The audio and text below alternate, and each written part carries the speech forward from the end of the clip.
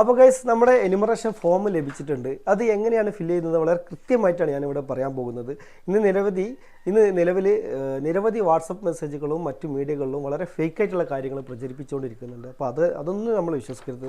വളരെ കൃത്യമായിട്ട് വളരെ ആധികാരികമായിട്ട് ഞാനിവിടെ ഈ ഫോം എങ്ങനെയാണ് ഫില്ല് ചെയ്യുന്നതെന്ന് വളരെ കൃത്യമായിട്ട് ഞാൻ പറഞ്ഞുതരാം. അപ്പോൾ എല്ലാവരും ഒന്ന് ഇത് കാണുക, അതുപോലെ മറ്റുള്ളവർക്ക് ഷെയർ ചെയ്ത് കൊടുക്കുക. ഓക്കെ, അപ്പോൾ നമുക്ക് ആദ്യമായിട്ട് വേണ്ടത് ജനനത്തീയതിയാണ്. ജനനത്തീയതി നമ്മൾ ആധാർ കാർഡിൽ ജനനത്തീയതി ഉണ്ടാവും, അത് എഴുതുക. ഇനി ആധാർ കാർഡിൽ ജനനത്തീയതി അല്ലെങ്കിൽ മറ്റേതെങ്കിലും രേഖയിൽ ജനനത്തീയതി ഉണ്ടാവും, അത് എഴുതുക. അതായത് നമ്മൾ ഡേറ്റ്, മാസം, വർഷം അങ്ങനെ കറക്റ്റായിട്ട് തന്നെ എഴുതണം. പിന്നെ ഉള്ളത് ആധാർ നമ്പറാണ്. ആധാർ നമ്പർ നമ്മൾ കറക്റ്റ് എഴുതിയിട്ട് നോക്കിയിട്ട് ഇവിടെ എഴുതുക. പിന്നെ ഉള്ളത് മൊബൈൽ നമ്പർ, നമ്മളെ ഇപ്പോൾ വിളിച്ചാൽ കിട്ടുന്ന നമ്പറാണ് നമ്മൾ എഴുതേണ്ടത്.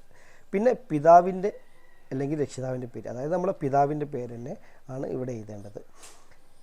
പിന്നെ പിതാവിൻ്റെ രക്ഷിതാവിൻ്റെ എപ്പിക് നമ്പർ ലഭ്യം. എപ്പിക് നമ്പർ എന്ന് പറഞ്ഞാൽ നമ്മുടെ ഐഡൻറ്റിറ്റി കാർഡിൽ ഈ കാണുന്ന നമ്പറാണ്. ഇത് ഇല്ലെങ്കിൽ പിന്നെ നമുക്ക് എഴുതേണ്ട ആവശ്യമില്ല, ലഭ്യമെങ്കിൽ മാത്രം എഴുതിയാൽ മതി. ഇനി KL വെച്ച് തുടങ്ങുന്ന, ഇതിപ്പോൾ തുടങ്ങുന്നത് ZVT എന്നാണ്. KL വെച്ച് തുടങ്ങുന്ന നമ്പറാണെങ്കിൽ എഴുതേണ്ട ആവശ്യമില്ല, അത് പഴയ നമ്പറാണ്, അത് നിലവിൽ ക്യാൻസൽ ആയിട്ടുണ്ട്. പിന്നുള്ളത് മാതാവിൻ്റെ പേര്, ഉമ്മാൻ്റെ പേര് എഴുതുക. മാതാവിൻ്റെ എപ്പിക് നമ്പർ ലഭ്യം, അതേപോലെ ID കാർഡ് നമ്പർ ലഭ്യമെങ്കിൽ അത് എഴുതുക. പിന്നെ പങ്കാളിയുടെ പേര്, ഇപ്പോൾ ഭർത്താവാണ് ഭർത്താവിൻ്റെ ഫോമാണെങ്കിൽ പങ്കാളിയുടെ പേര്, ഭാര്യയുടെ പേര് എഴുതുക. അതുപോലെ ഭാര്യയുടെ എപ്പിക് നമ്പർ. ഇനി ഇത് ഭാര്യയാണെങ്കിൽ ഭർത്താവിൻ്റെ പേര് എഴുതുക, ഭർത്താവിൻ്റെ എപ്പിക് നമ്പർ ലഭ്യമെങ്കിൽ എഴുതുക. പിന്നെ ഉള്ളത് 2002 നമ്മൾ വോട്ട് ചെയ്തിട്ടുണ്ടോ ഇല്ലയോ എന്നുള്ളത് തന്നെയാണ്. 2002 സ്വാഭാവികമായിട്ടും നമുക്ക് 18 വയസ്സായിട്ടില്ല, അതുകൊണ്ട് നമ്മൾ ഇത് ഫില്ല് ചെയ്യേണ്ടതില്ല.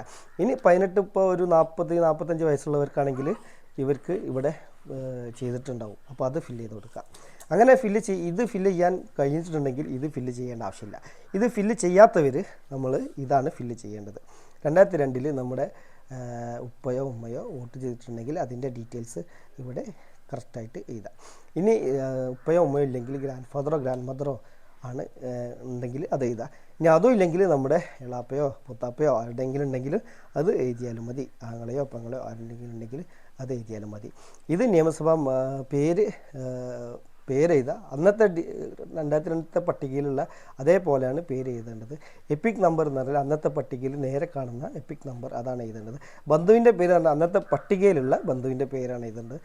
ബന്ധം എന്ന് പറഞ്ഞാൽ അന്നത്തെ പട്ടികയിലുള്ള പി എന്നുണ്ടെങ്കിൽ പിതാവ്, ഭ എന്നുണ്ടെങ്കിൽ ഭർത്താവ് അല്ലെങ്കിൽ ഭാര്യ, അതാണ് എഴുതേണ്ടത്. ജില്ല മലപ്പുറം ആണെങ്കിൽ മലപ്പുറം, നിങ്ങൾ ഏത് ജില്ലയാണെങ്കിൽ എഴുതുക. സംസ്ഥാനം കേരളം. നിയമസഭാ മണ്ഡലത്തിൻ്റെ പേര് എന്ന് പറഞ്ഞാൽ അന്നത്തെ മണ്ഡലത്തിൻ്റെ പേരാണ്. ഇപ്പം ഇന്നും ഞാൻ നിൽക്കുന്നത് തിരൂർ മണ്ഡലമാണ്, പക്ഷേ അന്നത്തെ മണ്ഡലത്തിൻ്റെ പേര് കുറ്റിപ്പുറം എന്നാണ്. അപ്പോൾ കുറ്റിപ്പുറം എന്നാണ് എഴുതേണ്ടത്. നിയമസഭാ മണ്ഡലത്തിൻ്റെ നമ്പർ എന്ന് പറഞ്ഞാൽ നമ്മളെ ID-യിൽ 2002 പട്ടികയിലെ കാണുന്ന ഫസ്റ്റ് നമ്പറാണ്. ഇപ്പോൾ 040 എൻ്റേത്. ഭാഗം നമ്പർ എന്ന് പറഞ്ഞാൽ രണ്ടാമത് കിട്ടുന്ന ബൂത്ത് നമ്പറാണ് ഉദ്ദേശിക്കുന്നത്. ക്രമ നമ്പർ എന്ന് പറഞ്ഞാൽ നമ്മൾ എത്രാമത്തെ വോട്ടറായിട്ടാണ് അതിൽ നമ്പറുള്ളത്, അതാണ് എഴുതേണ്ടത്. അത് എഴുതി കഴിഞ്ഞതിന് ശേഷം നമ്മളിവിടെ പേര് എഴുതിയിട്ട് ഒപ്പിടുക. ഇതാണ് നമ്മൾ ചെയ്യേണ്ടത് കേട്ടോ. 2 ഫോം ഉണ്ടാവും, അതെന്ത് ചെയ്യുക, രണ്ടിലും അതേപോലെ ഫോം ഫില്ല് ചെയ്യുക. ഒന്ന് നമ്മൾ BLOക്ക് തിരിച്ചു കൊടുക്കുക, ഒന്ന് നമ്മൾ ഒപ്പിട്ടിട്ട് തിരിച്ച് വാങ്ങുക. പിന്നെ ഫോട്ടോ ഇവിടെ ഒട്ടിക്കാനുണ്ട്. അത് പിന്നെ ഇത് എൻ്റേത് പുതിയ ഫോട്ടോ ആണ്, അതുകൊണ്ട് തന്നെ എനിക്ക് ഫോട്ടോൻ്റെ ആവശ്യമില്ല.